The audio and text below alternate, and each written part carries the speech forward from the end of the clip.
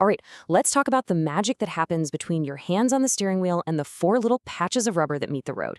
We're diving deep into the thrilling, invisible forces that control your car. We're talking about handling and what really keeps your car pointed exactly where you want it to go.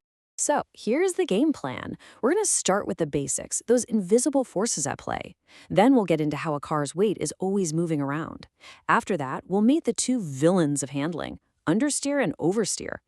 Then we'll check out the amazing tech that tames them. And finally, we'll see why the driver is the most important part of the whole equation. I mean, we've all been there, right? You turn the wheel, maybe you're carrying a little too much speed into a corner, and for just a split second, it feels like the car has its own ideas. Yeah, that unsettling feeling, that's exactly what we're breaking down today. It's not some mystery, it's pure physics. Okay, so what is handling, really?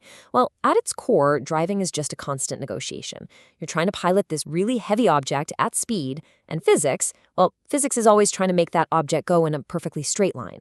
Every single turn, every time you accelerate or brake, you're in a carefully managed battle against these massive, invisible forces. And if you really want to get why a car behaves the way it does, you have to start with the most basic concept of all: how its weight shifts around. Seriously, this one idea, weight transfer, is the key that unlocks pretty much everything else we're going to talk about. So here's the crucial thing to understand. A car's weight is never just sitting still. The moment you hit the gas, tap the brakes, or turn the steering wheel, you are physically shifting the load from one set of tires to another. That is weight transfer, and it directly changes how much grip each individual tire has at any given second. Think about it. When you launch from a stoplight, what happens? The nose of the car lifts up and the rear end kind of squats down, right? All that weight is moving to the back. Now that's fantastic for traction if you've got a rear-wheel drive car, but it also means your front tires get lighter, which can make the steering feel a little vague for a moment. And of course, the exact opposite happens when you hit the brakes. The nose dives down, loading up those front tires with a ton of weight. This gives you amazing grip for turning into a corner, but at the same time, it unloads the rear tires, making them lighter and, yeah, a little less stable. This brings us to like the golden rule of driving physics. You accelerate forward, the weight goes back. You brake, the weight goes forward. You turn left, the weight shifts to the right. Just remember that simple principle, because it explains almost everything that's coming next. Okay, so we know this balance of grip is always changing. But what happens when you push it too far and that balance is lost? Well, two main things can happen. And we're now talking about the classic problems that engineers and race car drivers spend their whole careers trying to manage: understeer and oversteer. It really breaks down pretty simply. Understeer, or push, like they say in NASCAR, is when you turn the steering wheel, but the car just wants to plow straight ahead. The front tires have given up. Oversteer, or loose, is the opposite. The rear tires lose grip, and the back of the car tries to swing around and past the front. That's that heart-in-your-throat feeling when you think you're about to spin out. Now, oversteer can be a gradual thing, but there's a particularly nasty version called snap oversteer. It's infamous because it happens, well, in a snap. Imagine you're deep in a corner, maybe you get a little scared, and you abruptly lift your foot off the gas. All that weight transfer we talked about rushes to the front, instantly unloading the rear tires, and they just let go. No warning.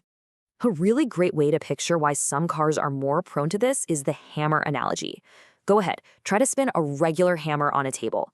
It doesn't really want to, it resists. But now, imagine if that heavy metal head was in the dead center of the handle, it would spin with almost no effort at all. That's exactly like a mid-engine car. With all that heavy mass in the middle, it has very little resistance to rotating, which is amazing for agility, but it also makes it way easier to spin out if you upset its balance.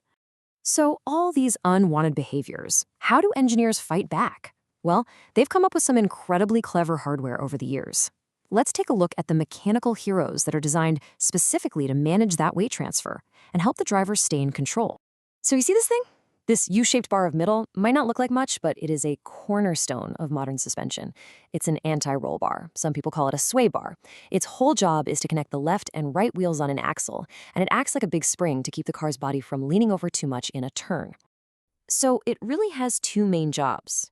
First, it physically stops the car's body from leaning, or rolling, so much in a corner. That keeps the tires flatter on the pavement, which means better grip.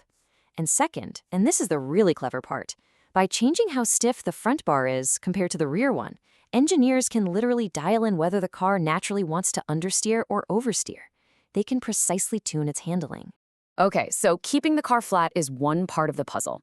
But what about actually getting all that engine power to the ground?